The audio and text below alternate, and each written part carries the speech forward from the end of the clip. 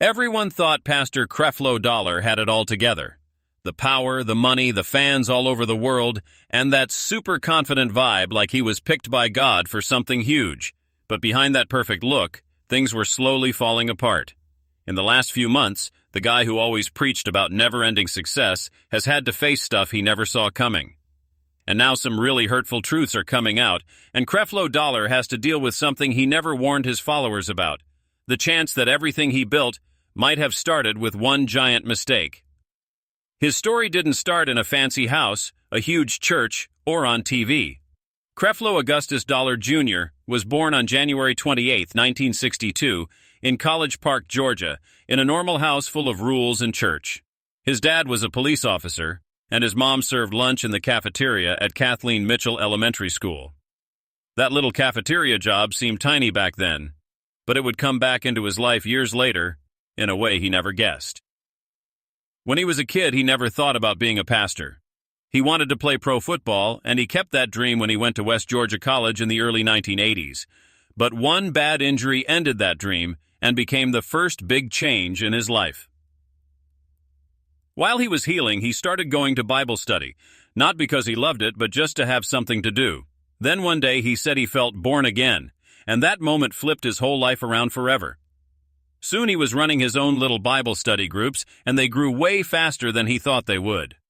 One of the people who came was a young woman named Taffy Bolton, who later became his wife and partner in the church forever. By 1984, Dollar finished his degree in educational therapy and got a job at Bronner Psychiatric Institute, helping kids with learning problems. He was good at it, but he couldn't ignore the stronger feeling to do ministry. 2 years later, in 1986, he made the decision that changed everything.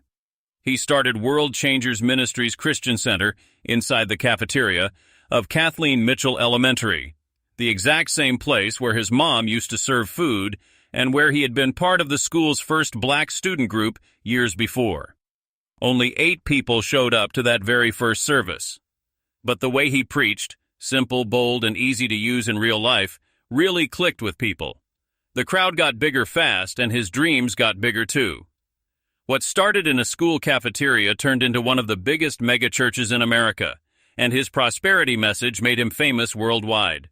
But hidden inside that success were tiny cracks that would later turn into something way worse. As World Changers Ministries grew, the main message that made Creflo Dollar became known for also caused his biggest fights with people. From the late 1980s through the 1990s, he worked on a teaching that became the heart of everything he did: the prosperity gospel. He taught that strong faith, speaking positive words, and giving money, especially tithing 10%, would bring people lots of money and success. To families who were struggling, it sounded like real hope. To people who wanted a fresh start, it felt like a plan straight from God. And every time he preached, did a TV show, or promised a breakthrough, more and more people joined. By 1991, the church was so big he changed the name to World Changers Church International to show how far he thought God wanted it to go. Radio and TV shows came next, and the big one was called Changing Your World. Those shows went into millions of homes. By the mid-1990s, he wasn't just a local pastor anymore. He was a worldwide TV preacher, and his church members lived way beyond College Park. People in Africa, Canada, India, and the UK started listening, believing money miracles were finally possible for them. The World Dome, a giant 8,500-seat building finished in 1995 for almost $20 million, showed how far he had come. Dollar said it was built with no bank loans, proof that faith and giving really worked. By the mid-2000s, the church said it had over 30,000 members and almost $70 million coming in every year. As the church opened in New York, Los Angeles, Toronto, Johannesburg, Houston, and Australia's Gold Coast, Dollar talked about starting 500 churches all over the planet. But under all the excitement, trouble was building. The more he talked about getting rich, the more people asked about all the money he had himself. His fans thought he was living proof that it worked. Others thought he looked more like a rich CEO than a pastor. Fancy houses, Rolls-Royces, private jets. Every new thing made some people love him more and others trust him less. Still, everything kept growing. Dollar thought he was building God's kingdom. But some people started wondering if he was actually building something that could fall apart if one part of his teaching got proven wrong. And that moment was getting close. As Creflo Dollar's church got bigger, people looked harder at how he lived, a kind of rich life that most pastors, even prosperity preachers, didn't have. While lots of his church members made very little money, the average family in College Park made about $29,000 a year. Dollar lived in a $3.4 million house in Fayetteville, Georgia. The house sat on 182.5 acres with a huge fountain, swimming pool, long stone walls, and a private gate so no one could see in. It became a picture of both his success and how far away he seemed from regular people. He also had a fancy apartment in New York City's Time Warner Center that he bought for $2.5 million and later sold for $3.75 million, making $1 million profit. There was another house in New Jersey worth over $2 million. His garage had several Rolls-Royces, with at least one worth around $460,000. To people who didn't like him, it looked like showing off. To Dollar, it was just God blessing him. Even the way he traveled showed how big he had gotten. Long before the big jet fight, he already had a Gulfstream G3 jet that was old and had broken down a couple times, once over the Pacific Ocean and once taking off in London. He said normal planes didn't fit his schedule and a private jet was needed for the ministry, not just something fancy. Still, every house, car, and plane made some people trust his message less. Church watchdog groups started complaining. Ministry Watch kept giving his church an F for not showing clear money records. Between 2007 and 2011, a U.S. Senate group looked into him and 5 other TV preachers, asking if church money was going into their own pockets. Dollar wouldn't give them his financial papers, saying the government had no right to see them. He didn't get charged with anything, but his reputation got hurt anyway. For the first time, people saw cracks in the perfect picture he showed the world. Critics said he wanted money and power without anyone checking on him, and what happened next would make those cracks way bigger. By 2015, Creflo Dollar was used to people talking bad about him, but nothing got him ready for the huge anger when he started Project G650, asking church members to help buy a $65 million Gulfstream G650 private jet. Even people who had followed him forever were shocked. Dollar said the jet wasn't for showing off, it was for God's work. His old jet, a 1984 Gulfstream G3, had big problems like an engine dying over the Pacific and the front wheel breaking in London. He said flying normal planes wouldn't work because airlines don't fly on God's schedule. The plan was to get 200,000 people to give at least $300 each. The idea blew up on social media, regular news, and in churches everywhere. Right away, plane experts said the numbers didn't add up. The church said the new jet could carry 100,000 pounds of food for poor people, but the real baggage space was only about 10,500 pounds. People got super mad fast. They asked why a pastor needed the most expensive jet on earth. Why not a cheaper one? Why did church members who made way less money have to pay for it? Even other Christian leaders spoke against it. Gospel singer Kirk Franklin said asking for tons of money showed weak character, not strong faith. With the whole country upset, the donation website got taken down in just days. But Dollar didn't say sorry. In church soon after, he told the cheering crowd, "If I want to believe God for a $65 million plane, you cannot stop me. I'm going to keep dreaming till Jesus comes." People inside clapped loud, but outside everyone was still mad. The fight brought back all the old Senate questions about money and honesty. He did get private jets later in other ways, but his image never recovered.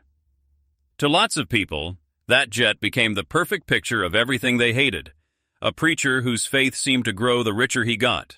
And while everyone watched closer, something way more personal and painful was about to happen. For years, Creflo Dollar looked like nothing could touch him, preaching to billions, huge influence, followers who thought he was super close to God. But in June 2012, everything flipped inside his own house in Fayette County, Georgia. The man who taught discipline and perfect family life got arrested. According to the police report, his 15-year-old daughter called 911 after a fight got out of control. She said he choked her, threw her down, punched her, and hit her with a shoe because she wanted to go to a party, and he said no. Police saw a scratch on her neck and she said came from the fight. Dollar told police it was just eczema and that he only held her down after she hit him first. He admitted putting her on the floor, but said he never choked or punched her. The news of a pastor getting arrested spread everywhere in hours.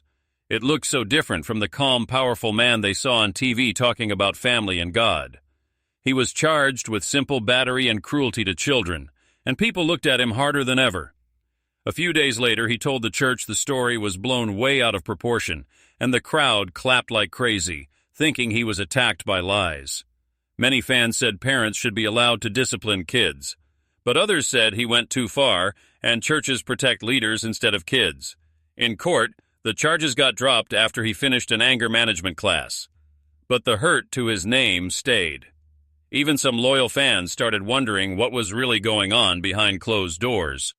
At the same time, people brought up all the old stuff again. Fancy houses, money questions, feeling far from normal members. The arrest didn't just show family problems. It showed he was human under all the shine. And later, one single announcement would hurt his whole world way more than any scandal before. He stood up and said the main teaching he had built everything on was wrong the whole time. For over 30 years, Creflo Dollar's whole empire rested on one big idea. Tithing 10% was something God ordered everyone to do. He said it on TV, put it in best-selling books, taught it at big events everywhere. To his people, giving 10% wasn't just being nice. It was required to get God to bless their money. Lots of them gave even when it was hard, thinking they were planting seeds for miracles. Dollar became one of the richest pastors in America, once worth around $27 million. But in June 2022, he walked on stage at World Changers Church International and said something almost nobody thought they'd ever hear. In a message called The Great Misunderstanding, he told everyone his teachings about tithing for decades were wrong. He told them to throw away every book, DVD, and old sermon he ever made about it. He said tithing was part of Old Testament rules, and Christians living under grace should never give because they're scared, guilty, or forced. It was a total turnaround that left fans shocked and haters mad. Some people thought it was brave and honest. Others said it was way too late. Even though he admitted being wrong, he never said sorry. He claimed that teaching the wrong thing back then helped him learn the truth now. But lots of people wondered why he said it right at that moment. His whole church had been built, money-wise and size-wise, on the exact teaching he now called wrong. People asked if he would give money back that was collected under the old teaching. But he didn't offer refunds or show his books. The big houses, cars, and jets stayed the same. Watchdog groups still said his church hid too much. Bible teachers who never liked prosperity gospel said this proved the whole thing was shaky from the start. Even longtime members felt tricked and confused after giving for years because of a misunderstanding. The confession didn't end his church, but it changed how millions saw him forever. And for the first time, the guy who promised wealth, confidence, and God's perfect plan started facing a new story, one where all that promised prosperity couldn't shield him from the results of his own words. What do you think about Pastor Creflo Dollar's recent troubles? Do you believe he should take responsibility for the teachings he now rejects? Share your opinion below, and don't forget to like the video and subscribe for more stories just like this.